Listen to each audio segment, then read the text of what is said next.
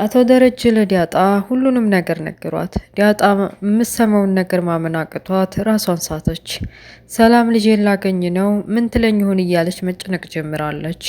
ወይዘሮ ማርታ ሰላም ቤት የሚፈጠረውንና ከዲያጣ ጋር ምን አይነት ዝምድና እንዳላቸው እያወሩ እያለ ልትደርስባቸው ትንሽ ነበር የቀራት። በኋላ ላይ በር መቆርቆሩን ስትሰማ ደነገጠች እንጂ። ሰላም አለይኩም ወራህመቱላሂ ወበረካቱ። ውድና የተከበራችሁ የቻናል ቤተሰቦች ሙስሊም ክርስቲያን ወገኖቼ ሰላማችሁ ይብዛ እያልኩኝ ለቤት አዲስ የሆናችሁ ሰብስክራይብ በማድረግ ተቀላቀሉ። አበረታቱኝ። ነባሮች ደግሞ ላይክ ሼር ማድረጋችሁን እንዳትረሱ። የዲያጣን ድራማ ይዤላችሁ መጥቻለሁ። አብራችሁ ይቆዩ። የዲያጣ ድራማ ሲጀምር ቆንጅዬ ልብስ ለብሳ ፏ ብትን ብላ እናቷን ለማግኘት ቸኩላለች።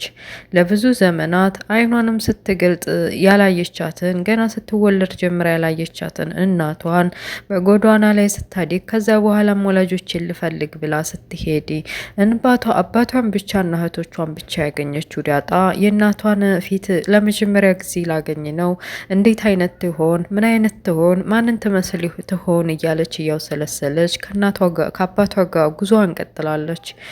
ከሰላም ሰፈር ሲደርሱ ይህ ሰፈር የሰላም አይደለም ወይ ለምን አቁምን አባዬ ብላ በጥያቄ አሽጎደጎደችው።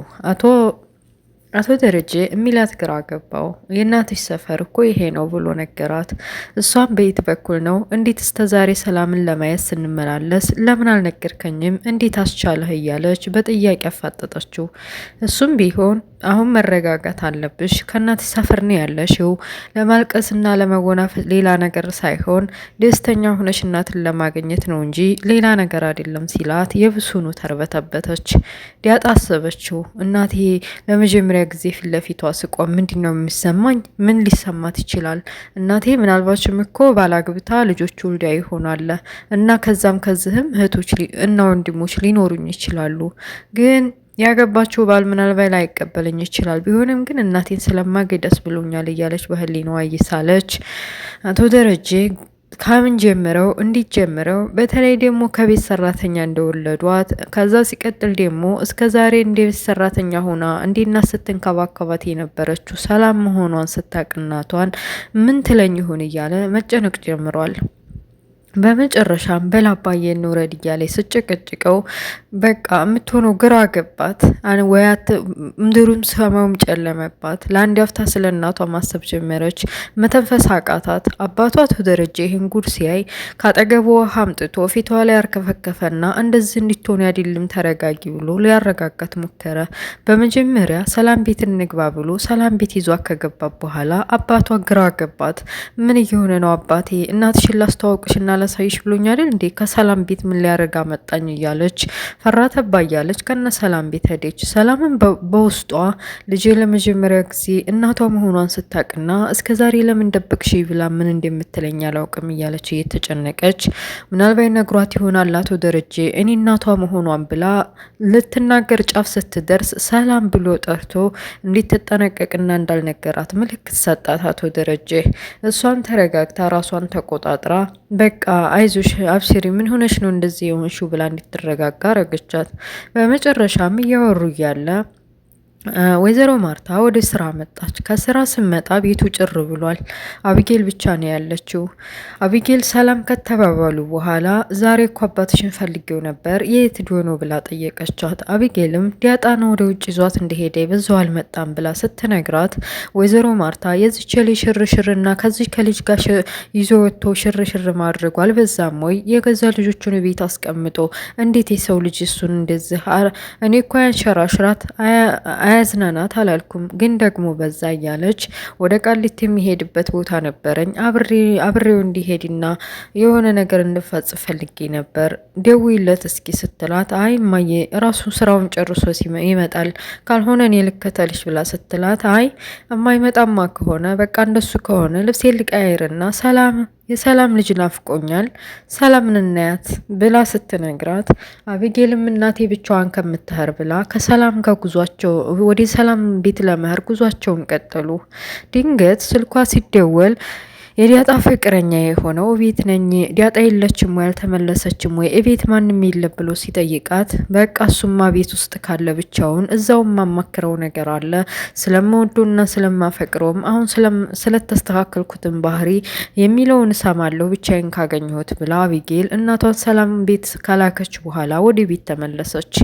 ቤት ከተመለሰች በኋላ ልጁን ስታገኘው ሁሉንም ነገር ጠየቀችው። ዲያጣን እንደምትወድ አውቃለሁ፣ ግን ደግሞ ዲያጣ ከመውጣቷ በፊት እኔ ምን ያክል እንደምወድታ ታውቃለህ?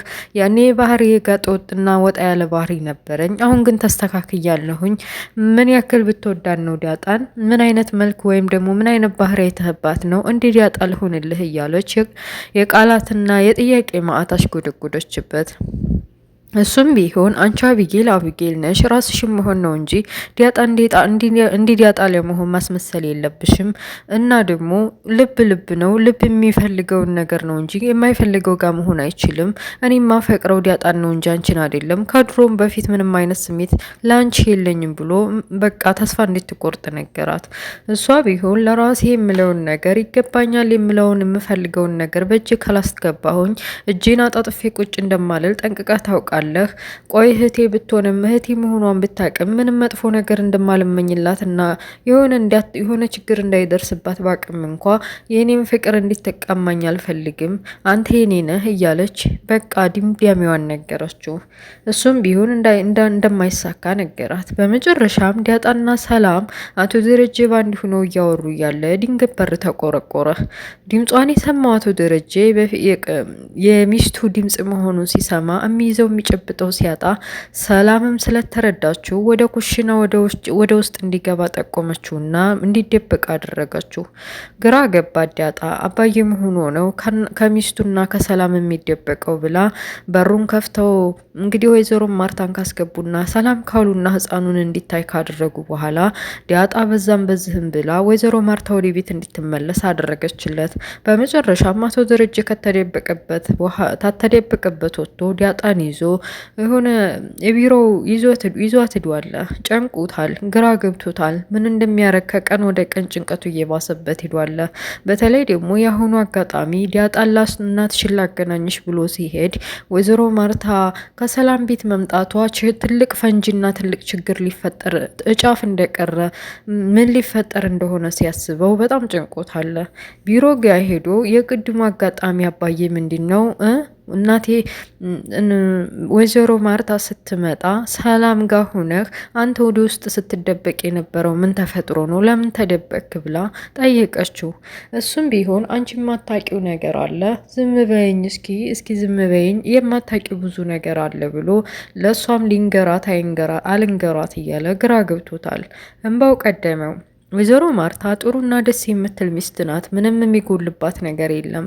ወንድ ልጅ በመካከላችን ስለሌለ ብቻ በማይሆንና በሚሆን በመጠጥ ተገፋፍቼ ብዙ ነገር በድያታለሁ። ከዚህ ቀደም በፊትም እንኳ ለምን ችግርህን አትነግረኝም ብላ ስታስጨንቀኝ ችግሬን አልነግርሽም ስላት እሱም በመኮራረፋችን እና ደግሞ ምንም ሳታጠፋ ደጋግማ ይቅርታ ስትጠይቀኝ ከአቅሜ በላይ ሆናብኛለች።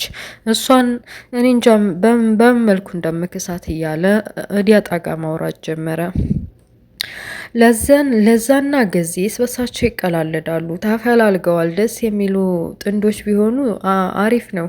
ወይዘሮ ማርታና አቢጌል እየቀለዱ ምን ያክል እንደሚወደዱና እንደሚፋቀሩ፣ እዚህ ቤታችን ግን ሌላ ብልግና እንደማይፈቀድ ግን ደግሞ ከተፋለጉ ደግ ሰው እንደሚድሯቸው ነገሯቸው።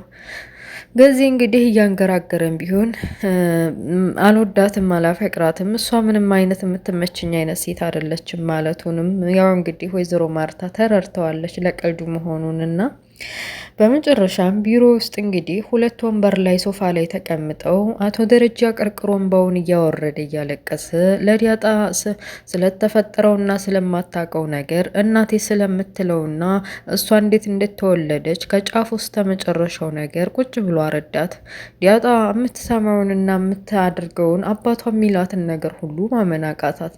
አባቷ እንግዲህ ወይዘሮ ማርታ ሚስቴ እንደሆነች ታውቂያለሽ። ከእሷ ውጭ ሌላ ማንንም አላይም እና እሷ ለትምህርት ብላ ለ2 ዓመት ወደ ውጭ ከሄደች በኋላ እኛ ቤት የምሰራው ሰላም ነበረች። በዛኔ ጠጥቼም ስለነበረ እሷ ወደ ሰላም ክላስ ሂጄ ሰክሬም ስለነበር የማደርገውን ነገር ስለማላቅ ከሰላም ተረገሽ። ሰላም ከቀን ወደ ቀን ማርገዟን የሚያወቀችው ከጊዜ በኋላ ስለነበር ሌላ ነገር አልተመቻቸልንም እና ከጊዜ ወደ ጊዜ እየገፋ ሄደ። ሳትመጪ ወይዘሮ ማርታ ከትምህርት ከሌላ ሀገር ከውጭ ሳትመጣ አንቺ ተወለድሽ። ወንድሜም አብረውን ስለነበር የሚያውቀውን ጉዴን እንዴት እንደዚህ ሚስትህን ትከዳለህ ብሎ አንቺ ገና ከእናት ሸቅፍ ወስዶ ጎዳና ላይ ጣለሽ። እኔም ከዛ በኋላ ልፈልግሽ ብል አላገኘሁሽም። እሷም ቢሆን ልጄን እንደዚህ አደረክብኝ፣ በአንተ ምክንያት ነው ልጄ ጠፍታ የቀረችው እያለች እኔን መውቀስ አላቆመችም። እና አንቺ የተወለድሽው ከሰላም ነው፣ ከሰላም ከሰራተኛዋ እያለ የሚለውን ነገር ሁሉ ማመን አቅቷት እየሰማች ተያያዘች። ምድርና ሰማዩ ጨለመባት። አፏ ሁሉ ተያያዘ። እጇና እግሯ ይንቀጠቀጣል። የተቀመጠችበት ሶፋ የከዳት ይመስላል። ወደ ኋላ ወደ የት ወዲት በቃ ወደ ጎን ተኛች። አቶ ደረጀ የሶፍ እንትና ማን ነው ዲያጣ ላይ የሚካሄደውንና የምታረገውን ነገር ቀጥ ብሎ ማየት አቅቶታል። ጎንበስ ብሎ እያለቀሰ በቃ ያንቺ ታሪኬ ነው እናትሽ ሰላም ናት ብሎ ሁሉንም ነገር አርዲቶ ቀና ሲል ዲያጣ አፏ ተያይዟል። አባዬ እያለች ለመጣራት እየሞከረች የሆነ ፓራላይዝ እንደሚይዘው አይነት ሰው ሆና ጠጋ ሲላት እሷም ድምጿም ምኑም ሁሉ ነገሯ ተዘጋግቷል። አቶ ደረጀ በሆነው ነገር የሆነ እንዴት ታመመች ስለገባው ደነገጠ። ምን ሆንሽብኝ እያለ አንዴ ቀና ያረጋታል፣ አንዴ ውሃ ይረጫታል። እሱ ራሱ ግራ ገባው እና ዳጣ ግራ በገባ መልኩ ታማ አቶ ደረጀ ወዴት ይዟት እንደሚሄድ ጨንቋት። የአቶ ደረጀ ጭንቀት በነገራችን ላይ የእሱም ብቻ ሳይሆን የኛም ጭንቀት ነው። ካሁን ወይዘሮ ማር ካወቀችበት በኋላ ምን ታደርገው ይሆን እያልን እኛም ተጨንቀናል። እና ይሄ ግሩም የሆነ ድራማ ባይዘወይ ይሄ ድራማ እውነት ለመናገር በየቤቱ ያለ ጉር ነው። እሱ እንደዚህ የሚሆነው እንደዚህ የሚጸጸተው ወንድ ታማኝ የሆነ ባል ነው። ለሚስቱ ታማኝ የሆነ ባል በድንገት የሆነ ችግር ተፈጥሮ ወይም በስካርም ሆነ በምንም ከሌላ ሴት በድብቅ ልጅ ከወለደ እንዴት ብሎ ለማስረዳት እንደሚሞክርና ህይወቱ እንዴት ማስቀጠል እንዳለበት የሚያስተምር ነው። እና ግን በአሁኑ ዘመን እንደዛ አይነት ወንድ ያለ አይመስለኝም። እንደው ፍርጥ ነው የሚያደርጉት የኛ ወንዶች እንደዚህ ከሌላ ሴት ቢወልዱ። እኔ በቃ በአጋጣሚ እንደዚህ ተፈጥሯል። ከሌላ ሴት ሚስት አለኝ ማነው ልጅ አለኝ በቃ ታዋቂያት ብለው ቤት የሚያመጧት ነው ይመስለኝ። እና አቶ ደረጀ ለሚስቱ ለወይዘሮ ማርታ የማይናገረው አንደኛ ከወይዘሮ ማርታ ያጣው የለም፣ በጣም ይወዳታል። ስለዚህ እና በመጨረሻም ያው እንግዲህ ዲያጣይ አሟት አቶ ደረጀ ግራ በገባበት መልኩ ነው ድራማ ያለቀው። ስለነበረ ቆይታ አመሰግናለሁ። ኔክስት በሌላ ፓርት እስከምንገናኝ መልካሙን ሁሉ እመኝላችኋለሁ። ላይክ፣ ሼር፣ ሰብስክራይብ ማድረጋችሁ እንዳትረሱ። ባይ ባይ፣ ቻው።